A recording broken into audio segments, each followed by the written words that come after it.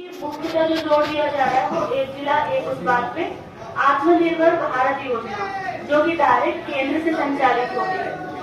अब केंद्र से आ रही है राज्यों में, सभी राज्यों में जो प्रमुख फसलें होती हैं, जैसे कि अपने यहाँ मंदसौर में है लहसुन, किसी जगह धनिया, नीमच में धनिया ज्यादा होता है तो नीमच को धनिया दिया गया है कि आप धनिया पे उसका प्रसंस्करण कीजिए, कुछ उत्पाद बनाइए।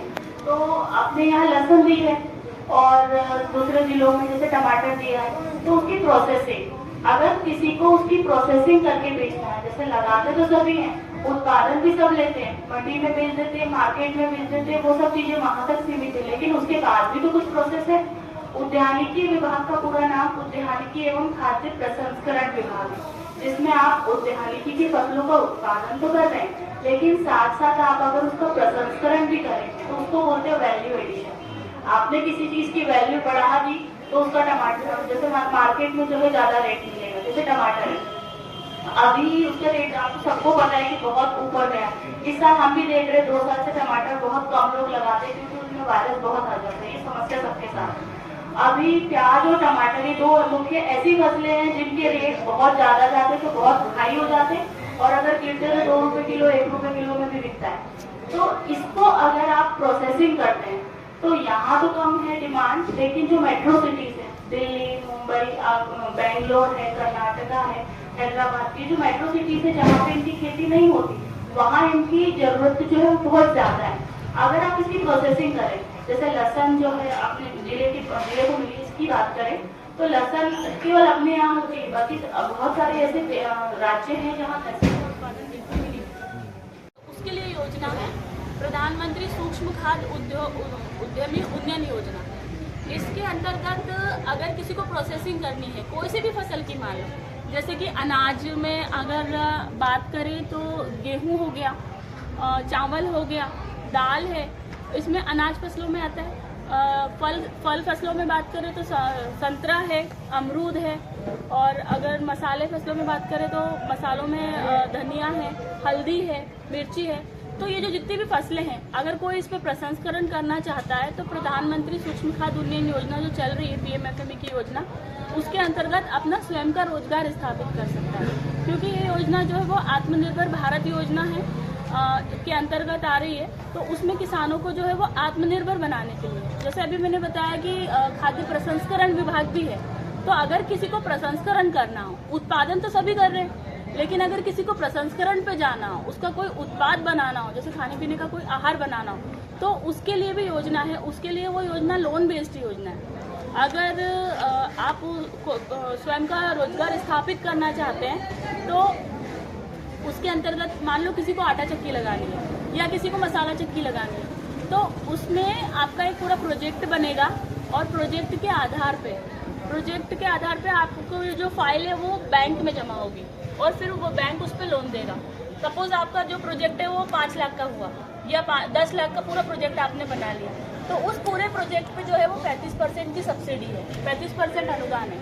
अधिकतम अगर आपका प्रोजेक्ट 10 लाख का बनता है तो उसमें 3.5 लाख रुपए उसको आपको सब्सिडी के तौर पे मिलते हैं, और बाकी जो अगर उसका इंटरेस्ट बैंक लेती है तो इंटरेस्ट में आपका 3% माफ हो जाता है। मतलब आपका असल पे भी माफ है 35% सब्सिडी, और इंटरेस्ट पे भी आपका 3% उसमें माफ है। जैसे कि अगर कोई किसान बोले कि मुझे मेरा धनिया बहुत होता है तो मैं उसका उत्पाद बनाना चाहता हूँ, इसका पाउडर बना के बेचना चाहता हूँ, क्योंकि अभी मार्केट में तो 300-400 रुपए किलो बिक रहा है, भले ही वो 50 से 100 रुपए किलो आपका सीजन पे बिके, लेकिन जो बड़ी सिटीज है उनको धनिया पाउडर चाहिए, वो खड़ा धनिया इस्तेमाल नहीं करेंगे, उनको पाउडर फॉर्म में चाहिए धनिया।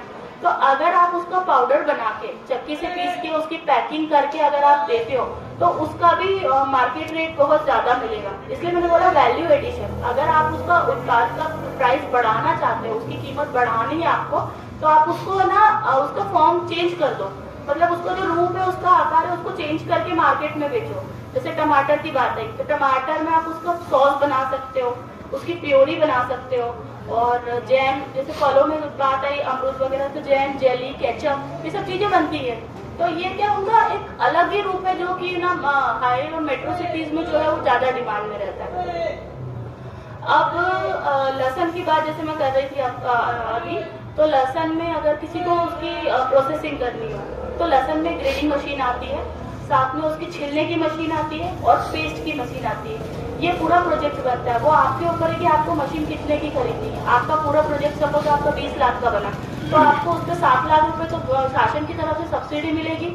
आपकी पूरी मशीनें 20 लाख में मान लो आ गई और आपकी बैंक ने आपकी फाइल देख के आपको अप्रूवल भी दे दिया। वो सिविल पे डिपेंड करता है बैंक में कि आपका वहाँ रिकॉर्ड कैसा है, आपने किस्तें कितने टाइम में भरी है, वो उस पर निर्भर करता है। और अगर आपको 20 लाख का लोन सैंक्शन होता है लहसुन की फैक्ट्री लगाने के लिए, लहसुन की फैक्ट्री का मतलब है लहसुन की छिलने की मशीन होना चाहिए, ग्रेडिंग की मशीन होना चाहिए और उसका पेस्ट बनाने की मशीन होना चाहिए, जो उसकी चटनी बनती है वो मशीन।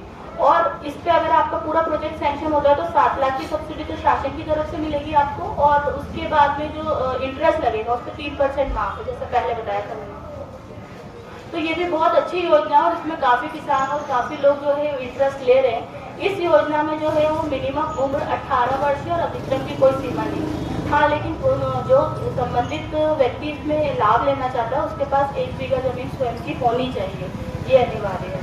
और बाकी इसमें कोई अनिवार्य नहीं, कोई भी अगर बेरोजगार युवा है या कोई भी अपना खुद का खेती के साथ साथ उत्पाद बनाना चाहता है तो वो इसमें बिल्कुल अपनी फाइल विभाग में आके इसका पंजीयन करा सकता है। इसका अलग से पंजीयन होता है, वो विभाग की योजनाओं से अलग है, ये पोर्टल ही अलग है इसका, और इसमें केवल निःशुल्क पंजीयन होता है, इसमें कोई शुल्क नहीं है। लेकिन जो विभाग में वो दुकान वाले आपसे शुल्क लेते हैं, वो जो भी उनका चार्जेस रहता है 100-200 रुपये। लेकिन जो ये योजना है ये निःशुल्क योजना है, इसमें कोई पंजीयन का शुल्क नहीं है आपका। जो भी अगर इसको लगाना चाहता है तो वो इंटरेस्ट लेके बिल्कुल आ सकता है। इसमें अगर कोई भी युवा बेरोजगार सोचे कि मैं कुछ नहीं कर सकता, मुझे शासन पैसा कैसे देगी, अगर आपको लोन चाहिए तो आप उसमें आटा चक्की लगा सकते हैं। छोटे स्तर से शुरू करें।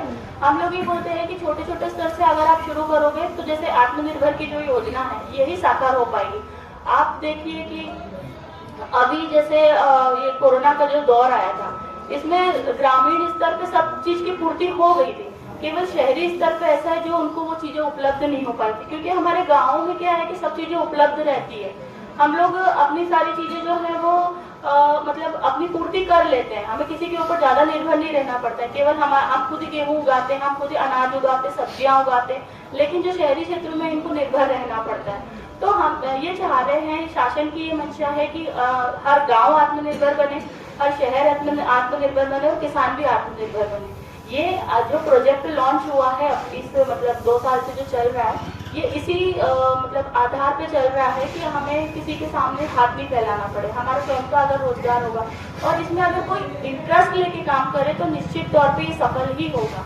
क्योंकि आपको पता है कि कोई भी लगन से ही अपन आगे बढ़ सकते हैं, अगर इसको अपन करेंगे तो ही इसमें मतलब अपन को सफलता प्राप्त होगी। और बहुत सारे लोग ऐसा कर भी रहे हैं। अभी कुंतलखेड़ी में लहसुन की फैक्ट्री है, धाकड़ समाज के मुकेश जी है, उन्होंने लगाई है। उनकी जो लहसुन की उन्होंने ग्रेडिंग मशीन लगाई, साथ में उन्होंने छिलने की मशीन लगाई।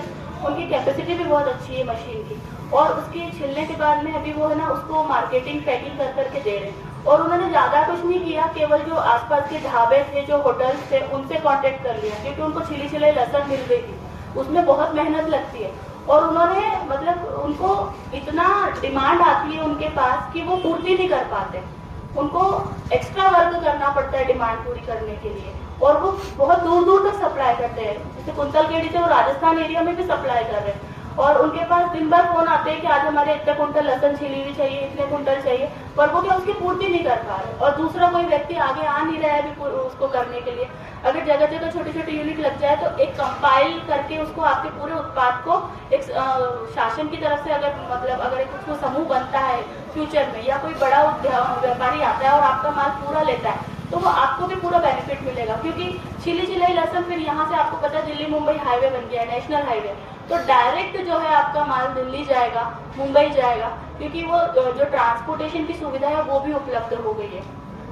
तो हमारी तो यही मंशा है कि आप आके इसको करें, क्योंकि ये बहुत अच्छी योजना चल रही है अभी विभाग में, और शासन जो बैंक जो है वो भी मतलब उससे भी प्रेशर है लोन देने के लिए। ऐसा नहीं कि बैंक आपकी फाइल रिजेक्ट कर देगी, आप जाते हो, साथ में हम लोग भी जाते हैं बैंक में, कि हम समझाते हैं कि हाँ सामने वाला जो किसान है या जो कोई उद्यमी है वो करने के लिए इच्छुक है इस चीज़ का।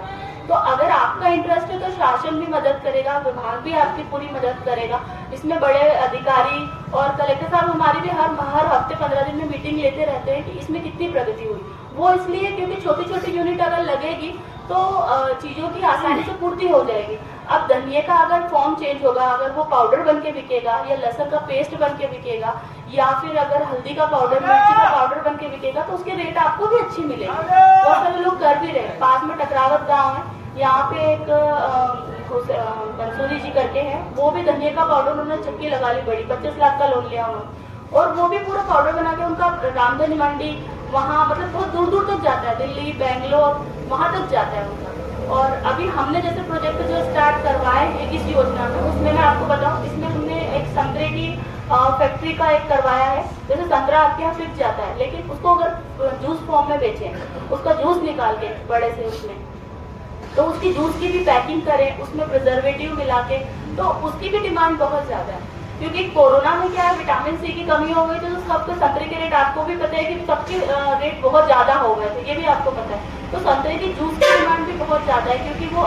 इम्यूनिटी बढ़ाती है, विटामिन सी उसमें अधिक मात्रा में होता है। तो ये है कि आप उसको जो खेती कर रहे हैं पारंपरिक तौर पे वो तो कर ही रहे हैं, लेकिन उसमें अधिक उत्पादन कैसे ले सकते हैं, अधिक मुनाफा कैसे ले सकते हैं, उसकी ये टेक्नोलॉजी है और उसी टेक्नोलॉजी के आधार पर विभाग काम करता है। और जो भी किसान अगर इसमें इंटरेस्टेड है तो आप आइए, विभाग में संपर्क कीजिए। हमारी तरफ से वैसे हमारा स्टाफ बहुत कम है, केवल 3 ही लोग हैं पूरे यहाँ पे, और फिर भी हमें ना सब किसानों की मतलब जानकारी देने की पूरी कोशिश करते हैं कि सही सही जानकारी संबंधित को पहुँच जाए। और हम लोग इसी बेस पे काम कर रहे हैं कि हमारी जानकारी से आपको अगर कोई लाभ होता है तो वो फिर विभाग की भी प्रगति होगी और शासन की भी प्रगति होगी और किसानों की भी प्रगति होगी। और हम लोग हमेशा किसान हित में ही काम कर रहे हैं। जैसे किसान संघ ने जैसे आज ये कार्यक्रम रखा है तो हम लोगों ने जैसे ये पूरे विभाग ने मतलब यूनिटी भी बनाई है कि जहाँ जहाँ पे अगर हमारी जरूरत पड़ती है